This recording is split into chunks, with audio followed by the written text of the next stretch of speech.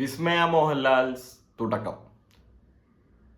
സത്യം പറഞ്ഞ ആശിഷ് ജോ ആന്റണീൻ്റെയും കൂടി, ആശിഷ് ജോ ആന്റണി അല്ലേ പുള്ളിൻ്റെ പേര്, ആശിഷ് ജോ ആന്റണി, അതായത് ആന്റണി പെരുമ്പാവൂരിൻ്റെ മകൻ, പുള്ളീൻ്റെയും കൂടി ഒരു തുടക്കമാണ്. അപ്പോൾ രണ്ടുപേരുടെയും കൊടുക്കുന്നുണ്ട്. വിസ്മയ മോഹൻലാൽ ആൻഡ് ആശിഷ് ജോ ആന്റണീസ് തുടക്കം. സംവിധാനം നമ്മുടെ ജൂഡ് ആന്റണി ജോസഫാണ്. നിങ്ങൾക്കറിയാം ഓം ശാന്തി ഓശാന, ഒരു മുത്തശ്ശി കഥ, സാറാസ്. അതെനിക്ക് വലിയ ഇഷ്ടപ്പെട്ടില്ല സാറാസ്. 2018 ആ ഡയറക്ടറാണ് ജൂഡ് ആന്റണി ജോസഫ്. പുള്ളി തന്നെയാണ് എഴുതിയിരിക്കുന്നത്. കൂടെ അഖിൽ കൃഷ്ണ, ലിനീഷ് നെല്ലിക്കൽ, ജൂഡ് ആന്റണി ജോസഫ്, അവരുടെയാണ് നമ്മൾ കഥ. ജൂഡ് ആന്റണി ജോസഫും സ്ക്രീൻ പ്ലേയിൽ ഒരു ഭാഗമായിട്ടുണ്ട്. പ്രൊഡ്യൂസ്ഡ് ബൈ അവർ ഓൺ ആശീർവാദ് സിനിമാസ്, ആന്റണി പെരുമ്പാവൂർ.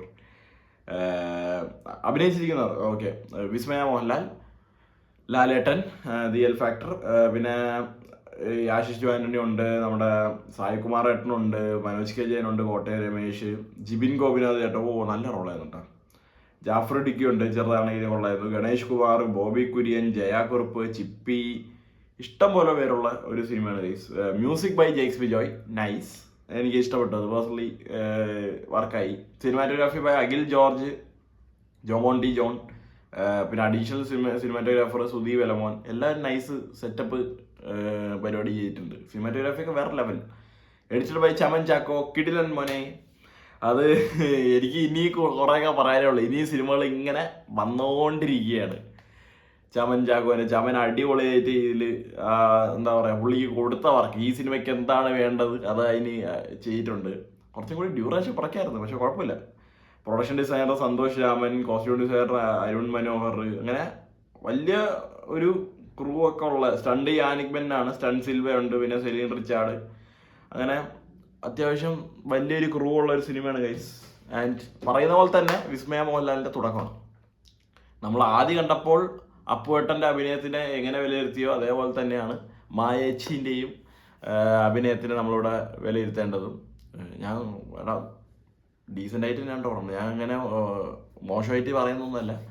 അത് എന്താ പറയുക, ഫസ്റ്റ് പടമാണ്, അതിൻ്റെതായ ഉണ്ടാവും. പിന്നെ മായയ്ക്ക് സിനിമ ചെയ്യണമെന്ന് തോന്നിക്കഴിഞ്ഞാൽ ലാലേട്ടൻ ആൻ്റണീൻ്റെ അടുത്ത് പറയും, എൻ്റെ മോൾക്കൊരു സിനിമ വേണം, അതൊന്ന് ചെയ്യണം, അത് നമുക്ക് ചെയ്യാം എന്നൊക്കെ പറഞ്ഞ് ചെയ്ത. സത്യം പറഞ്ഞു കഴിഞ്ഞാൽ നല്ലൊരു സ്റ്റോറി ലൈനുണ്ട് സിനിമയ്ക്ക്. പക്ഷേ എന്താ പറയുക, നമ്മൾ ഈ ഇടയ്ക്കൊക്കെ കണ്ട ഒരു സിനിമേൻ്റെ ഭയങ്കര ഒരു സാമ്യത ഇവിടെ നമുക്ക് തോന്നും. അവർ കുറച്ച് നേരത്തെ എസ്റ്റാബ്ലിഷ് ചെയ്യും, ഇതിൽ കുറച്ച് വൈകിയേ എസ്റ്റാബ്ലിഷ് ചെയ്യുള്ളൂ എന്നേ ഉള്ളൂ. സായികുമാർ ഏട്ടൻ നൈസായിരുന്നു. ചിപ്പീൻ്റെ ഒരു പോർഷൻ, അവിടെ പുള്ളീൻ്റെ DA ചെയ്തിരിക്കുന്നത്, ആ പാട്ട്, മൊത്തം ആ ടെറൈൻ മൊത്തം അടിപൊളിയാണ്. എന്ന് വെച്ച് കഴിഞ്ഞാൽ ആ ഒരു ഹൈ റേഞ്ച് വീട് മഞ്ഞ്, ആ പട്ടിക്കുട്ടിയല്ല, ലാബോ ഗോൾഡൻ റിട്രീവറോ ഏതോ ആണ്, ലാബാന്ന് തോന്നുന്നു. മൊത്തത്തിൽ അടിപൊളിയായി. ജയകുറുപ്പിൻ്റെ ക്യാരക്ടറായാലും കോട്ടയം രമേശ്, എല്ലാം കുഴപ്പമില്ലടേ. നമുക്കിങ്ങനെ എന്താ പറയുക, ആശിഷ് ജോ ആന്റണി പുള്ളി കൊള്ളാം. സത്യം പറയാം, എന്ന് വെച്ച് കഴിഞ്ഞാൽ ഇങ്ങനെ ഡയലോഗ് കൊടുത്തിട്ടില്ല അധികം, അതുകൊണ്ടാണെന്ന് തോന്നുന്നു. പുള്ളിക്ക് നോട്ടവും, ഈ മൊരട്ട് നോട്ടവും ഒരു വില്ലൻ ഭാവവും ഇത്രയൊക്കെ ഉള്ളൂ പുള്ളിക്ക്. അപ്പോൾ എന്താ പറയുക, മറ്റേ പെണ്ണുപിടിയൻ ക്യാരക്ടറില്ലേ, അത് തന്നെയാണ്. അപ്പോൾ അതൊക്കെ അതിൻ്റെ വഴിക്ക് പോയിട്ടുണ്ട്. ബോബി കുര്യൻ നൈസ്, എപ്പോഴത്തെ പോലെ തന്നെ അങ്ങനെ വന്ന് കുറച്ച് കൗണ്ടർ അടിക്കുക, എന്ന് വെച്ചാൽ സിറ്റുവേഷൻ കൗണ്ടർ ഇങ്ങനെ കുറേ വരും, അതിൽ നമുക്ക് ചിരിക്കാനൊക്കെ ഉണ്ട്. അങ്ങനെ പോകുന്ന ഒരു സിനിമ. ഞാൻ എന്താണെന്ന് വെച്ചാൽ പ്ലോട്ട് നിങ്ങൾക്ക് മനസ്സിലായി കാണും മിക്കവാറും എന്താണ് സംഭവം എന്നുള്ളത്. ഒരു ഫീമെയിൽ സെൻട്രിക് സിനിമയാണ്. അപ്പോൾ ഞാൻ അതിലേക്ക് കൂടുതൽ വന്നു കഴിഞ്ഞാൽ അത് ഭയങ്കര സ്പോയിലർ ടെറിട്ടറിയിലോട്ട് ഞാൻ ഇറങ്ങേണ്ടി വരും.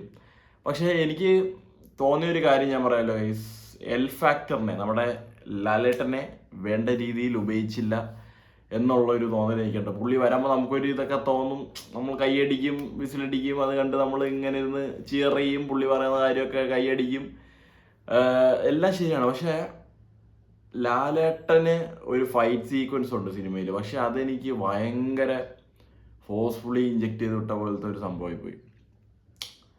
They could have it done more better. കുറച്ചും കൂടി എന്താ പറയുക, കഥയിലോട്ടൊന്ന് ഇറങ്ങിയിട്ട് ലാലേട്ടന് നല്ലൊരു സംഭവം കൊടുക്കായിരുന്നു. ഇതൊരു മാതിരി ലാലേട്ടൻ വന്ന് മോട്ടിവേഷൻ സ്പീച്ച് അടിച്ചിട്ട് പോയ പോലെ ആയിപ്പോയി. ഒപ്പം ഇതാണ് ഇങ്ങനെയാണ് ഇയാളെന്ന് പറയുന്ന രീതിയിലുള്ള ഒരു ഫൈറ്റ് സീക്വൻസും. പക്ഷേ ഞാൻ ഉദ്ദേശിച്ചത് അല്ലെങ്കിൽ ഞാൻ പ്രതീക്ഷിച്ച് പോയ അതായിരുന്നില്ല. എൻ്റെ പ്രതീക്ഷ എൻ്റെ പ്രശ്നങ്ങൾ മാത്രമാണ്. എല്ലാവർക്കും അങ്ങനെ തോന്നണം എന്നില്ല. അപ്പോൾ എനിക്ക് പേഴ്സണലി സിനിമേൻ്റെ സെക്കൻഡ് ഹാഫിൽ സ്ക്രീൻ പ്ലേ കുറച്ച് വീക്കായ പോലെ എനിക്ക് തോന്നി. ഫസ്റ്റ് ഹാഫിൽ എന്താ പറയുക, ആ ഒരു ഇൻവെസ്റ്റിഗേഷൻ രീതിയിലുള്ള ഒരു സ്റ്റോറി ടെല്ലിങ്ങും അതിൻ്റെ തന്നെ ഒരു റിഡംഷനും പരിപാടിയൊക്കെ അത് നൈസായിരുന്നു. ഇൻ്റർവെൽ വരെ പക്കയായിരുന്നു.